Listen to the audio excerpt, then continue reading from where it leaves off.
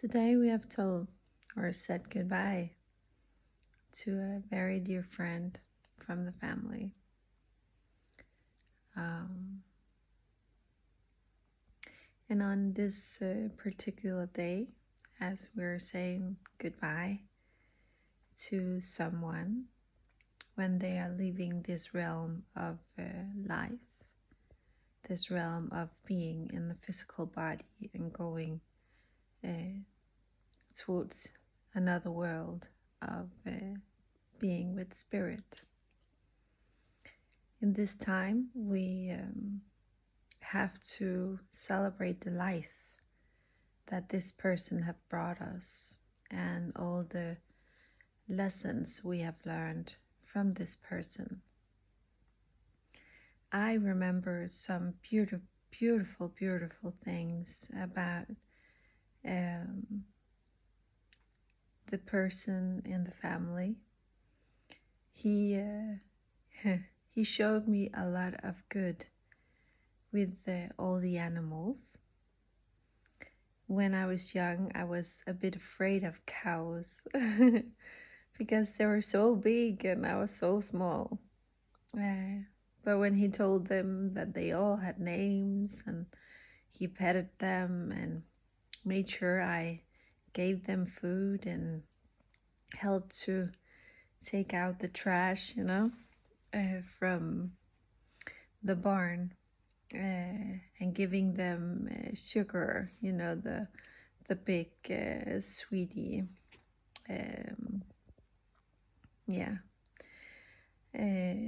You give to the cows for food. I love to taste them myself, and actually he gave it to me so I can taste it, and he was telling me about that this type of peas, it's also making sugar so we can have in our oatmeal and so on, and in our bakery. So I was taught not to be afraid of the big cows or the pigs or the dogs or all the animals that they have at the farm, also the chickens. And I was helping around the farm and giving was giving all sorts of lessons of that couple, and they were so beautiful in the way that they had their own way of living. They had their own way of doing, and each of them had their own tasks, and they knew what their tasks were, and there wasn't any discussion about who was who was the man, who was the woman, who needed to do this, who needed to do that. They just had this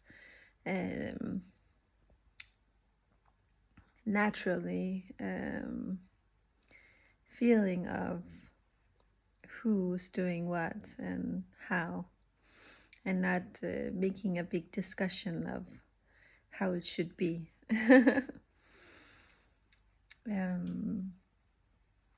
I love being there.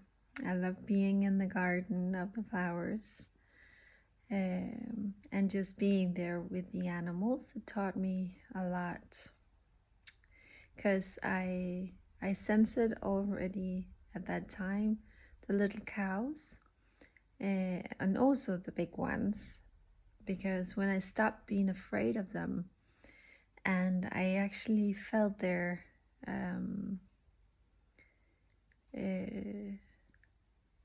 like nervous for me, because I was nervous. They also got nervous. Why are you nervous? And I felt this conversation with them, from me to them and from them to me. And actually I started doing the telepathy. I don't know what's it called in English, so you have to let some of the words go. But I loved being there, and I also loved the way that they had this silence in the house. They had a lot of talk when people came there and had afternoon dinner, or just was coming by, have a talk, have a coffee, and it was like being really hygge. It was like it was so nice, so nice people.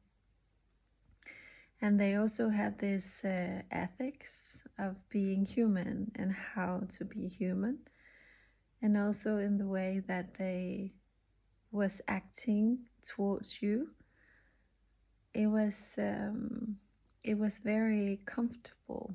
It was very safe, secure in some way, because you always knew where you had them, where your feelings towards you were in some way. And if you're behaving, of course, and not putting your nose into everything, then everything was good. I don't know if I was, yeah, I did some things. I went up to the manure, the place where all the manure is, and it was very dangerous. So there, I was told not to go there without a grown-up. But I was in the big machines, where we were harvesting, or we were, going through the earth with the big machines and everything. And I found it so fascinating, both the tractors and all the bigger, to harvest. It was amazing for me. I just had this inner feeling of being a god or goddess when I was sitting there in this big machine, driving around in this big landscape of this purity and of prosperity in some way. Because sometimes we also had to get the sugar from the ground, and it was I knew that it was food for the cows, but also maybe it was something else, like, can you use it for something else? And they told about the sugar, and I was like, wow, does it go to this big factory? Or I had a lot of imagination, I always had. So I was always curious about how it could be, and how it should and how it should be in the finished product. Let's see. It's not so good with the sun here, but I love the sun. It's so nice. Like this. Good. Well, everything about this is actually about also the knowledge behind life and death. And the knowledge behind life and death I've been working with since I was a child, because I've been seeing or hearing, sensing the spirit world since I was a child. And in this process, when I was a child, I just heard them every night when I was going to sleep. They wouldn't leave me alone, and they were talking to me. And after my brother's death, it went so much more. It became closer. It became more vital, more like they wanted to talk to me, all of them. But I couldn't really cope it. I was only 5 years old, so.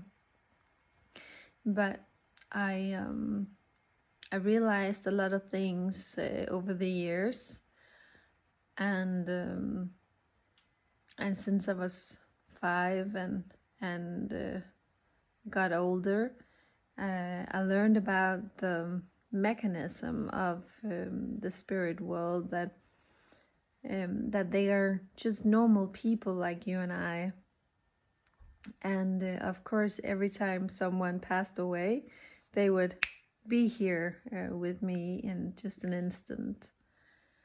And yesterday, when our friend of the family he went away, I was sleeping, and I don't really recall anything from my sleep, so I didn't see him then. But I saw him this morning, and he was like he was when I was young, when I was maybe 7 years old.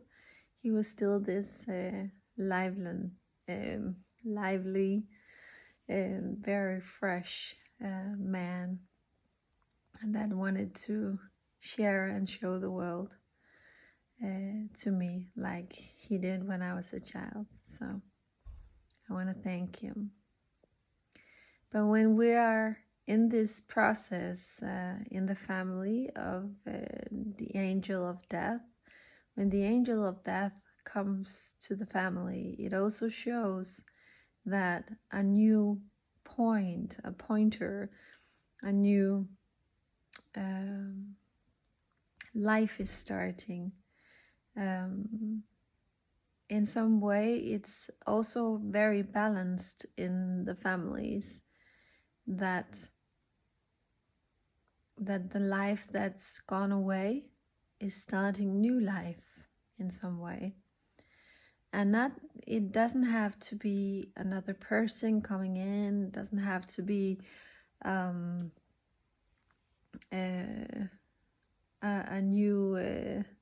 new life in that way. It can also be the life of a new story beginning in some way.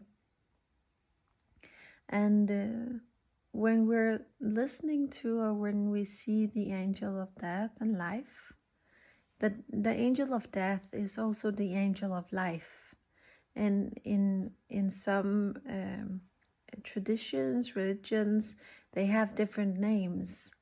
And in the Hindu, it's Kali. But when you feel the essence of Kali, I start wearing black on last Saturday. And I didn't do it in purpose. I just didn't feel like I could find anything else in my closet, even though I have colors everywhere. I just felt the urge of being in black. Also, I felt it was wrong to have the silver on, because also the color of the angel of death and life is red, black, and gold. And I felt like putting on my mother's earring, and I also did that. A gift from my father to my mother when I was very young. But I put these on because this is my daughter. She bought it to me, and I love them so much. I love her so much, so I'm wearing it just to show her how much I love her. So that's my gift of life for her, to show that I really love her. And it's one of the gifts, of course. It's just a symbol, The real showing is the hugs and kisses and all the writings that I do when we have this phone now. But if we start paying attention to our inner world, our outer world also, just by what kind of clothes do I have on, you will also know what's to expect of life, what's coming. Also, when I actually just 3-4 months ago, I knew that something new was coming, because all the vibrations in the air was like, whoa. It was like this sound I kept hearing. I was like, what's going on? What's happening? And okay, I'm relaxing. I'm slowing down. I'm trying to be patient. I'm trying to do all that I should do to just relax, and and then suddenly my boyfriend came, and he showed me also another side of life, of course the side that I know, but I got a love from him that I was searching for, because I feel like I have put that love into myself, into my kids, into my world of friends and family, the ones I can reach, of course. And then he was just this mirror of that love, and in some way respect and understandings, and maybe not fully understanding, but still I feel that he has this really good understanding of the heart, and that's all we need when we are in this world, to respect and and have the empathy of other people, and really just love them for what they are and not judge them for what they are, right? So I see this life and death angel. It's been here for some while, and also maybe it started half a year ago, where it really kicked in some ways in my life, also to really make a statement, and also to finding out what is what in my life, and who are the people to trust and not to trust, and who are the people that I should move forward with and not move forward with. It's amazing how this angel have shown me so much, of course, sadness, because I always want to love everyone, and I always want to keep them safe, and just let them be in my, the shelves of my heart, just sitting there so I can protect them and make small good things for them. But I needed to take some of those shelves and make room for new. And I knew that when I made this room, I knew that someone else would fill it up. And or my hope was, of course, my inner hope was it, but also my intuition, my feeling of being in this life was that if I stop this, then something else will come in and be better in some way. Because when people hurt you and they keep on hurting you, and you can't trust them, and you cannot rely on them to do what they're telling you that they want to do, or they're just telling you that everything is okay and it's fixed and everything, and they're lying in your face, then you have to someday let them go. And I did that with a lot of people, all my life actually. It's in periods of times, but this time I just felt like that the angels were there so deeply that I really had to let go. I really had to see how they had hurt me, and how they were false, and how their games was interfering of my work with God, and my work with being here on this earth and being able to help other people. Because when I use all of my energy and all of my time on people who just take and are like vampires, they just take all of your energy, and you just give and give and give, and you just want to love and love and love. And at the end, when there's nothing more to give because you didn't get anything the other way around, you didn't get anything returned, then there's this big hole inside of your heart, inside of your body, of lack of energy.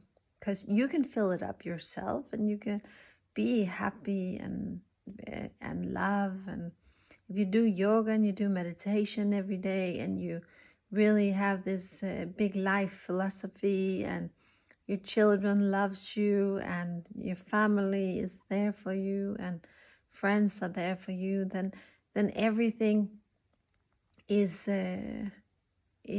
rolling in the right direction. But when you have all of this, but just maybe a lack of supporting family, or supporting friends, or you have a lack of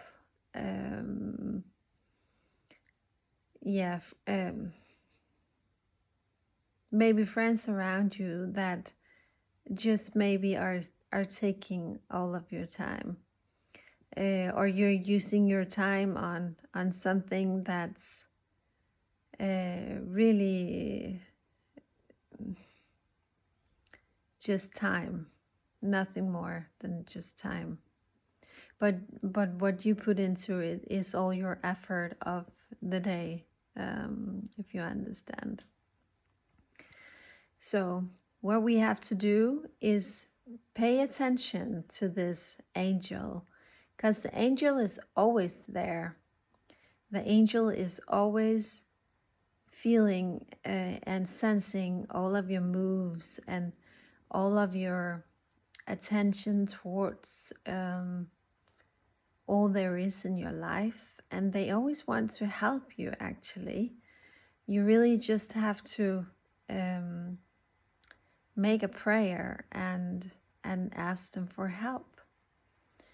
And this also is bringing me into this feeling of paying attention to this world and what we need in this time and place. And I really feel, and I see, and I also rely on the angels and what they're telling me to do. And when the moment is right, as it is right now, to have this speech, to have this talk with you around life and death, I also want to create this session every Wednesday, and it's going to be online from 7 to 9 Danish time, and Danish time, Copenhagen time. And I want to bring up in those moments all about life and death, and what the energy brings from the angels in that moment, from the energies of all helpers in that moment. And I'll do it in English, but if you want it in Danish, you can also write to me. And of course, I will have other sessions, and you can have all of the talks also in Danish, because I know this is something all of the world need right now, because we are one family, we are one people, and we are divided right now by governments, by people trying to put us in boxes we don't need to be in. And I want to help all of us, all of you, to really see the potential that you have in this life, in this pure life that we have. And of course, there'll be, you can ask questions, and you can, while I'm educating or talking, you can always have your opinion there, and you can always have a conversation towards me and towards the other people there. And I'll be the one talking, and you can write. And of course, we can put everything up in the aspect of life and death, and also how we can bring more life into your life, bring more love, bring more light, bring the feeling of flow, feeling of joy, and also just being in this present now, how to be in that, and how to really feel this moment of and really feel this moment of being fully alive, And I have my road, and I also want to tell about the life I've been having, and all of the aspects of my life and how I've seen it, and also share a little bit of my book every Wednesday. I'm gonna do that from after the 4th. So everything is for free, but you can donate, of course, because all of this work is not supported by the governments, it's not supported by the churches, because I have no religion. I have all the religions, if you can say it like that. I've been studying all the religions in the world. I don't have a solid memory of exact the words of anything. I am told everything by my meditations, and sometimes I've been in meditation 16 hours to get all of the words written down. And I have this book I'm trying to get together to publish for you. And it's my way of finding life.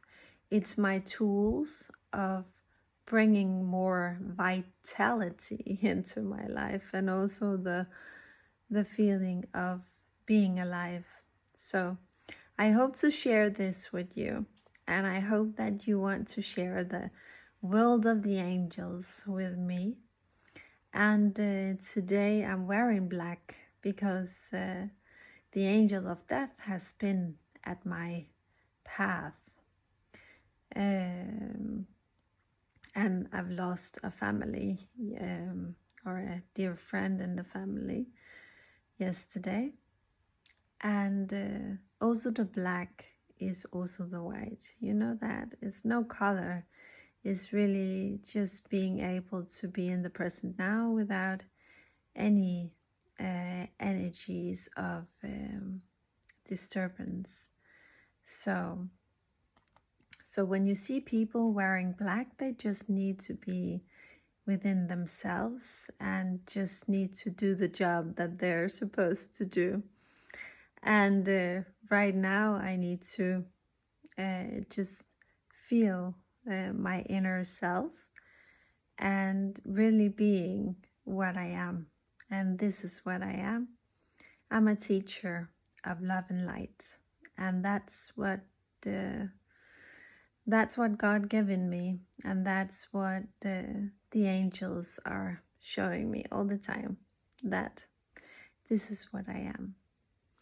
So I want to share it with you, and I hope to see you next Wednesday to this Love and Light meeting, and meeting of life and death, meeting of the vitality in life, of the expression of life, the power of life, the magic of life, and all the above and below, you know.